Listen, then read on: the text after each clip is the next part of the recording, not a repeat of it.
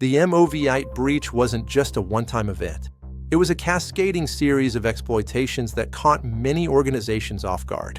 When the vulnerability was disclosed, a race began. Patches were released, but not everyone could apply them instantly. Organizations that delayed patching, even by a few days, left a critical window open. This is where the secondary exploitation began. Hackers didn't just attack once. They set up automated scanners to constantly check for unpatched systems. These scanners identified targets globally within hours. If your server was visible, they knew it was vulnerable. Secondary attacks occurred because the initial access allowed attackers to plant backdoors before the patch was even applied. So, even after patching the main vulnerability, the backdoor remained active, allowing continued access. This persistence mechanism is key. It allowed attackers to return later, exfiltrate data, and move laterally. Response timing was the critical differentiator. Identifying the vulnerability wasn't enough. You had to check for prior compromise.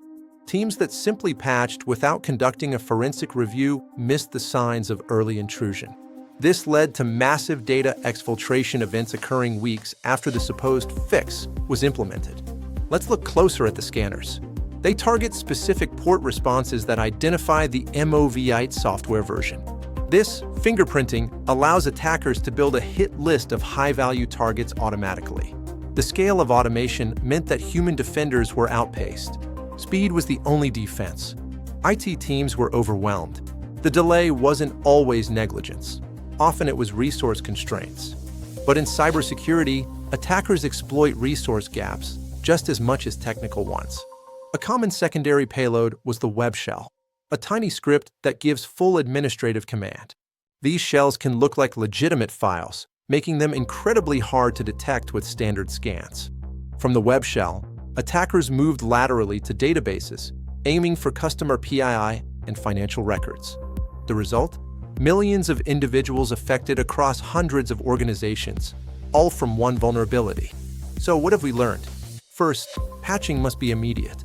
The window of safety is measured in minutes, not days. Second, don't just patch. Assume breach. Actively hunt for indicators of compromise before and after patching. And third, have an incident response plan that accounts for mass exploitation events like this. Proactive defense tools that monitor for anomalous behavior are essential when signatures fail. Network segmentation can also limit the blast radius if an edge device like a file transfer server is hit. Supply chain attacks like MOVEit are becoming the norm. We must adapt our defensive strategies.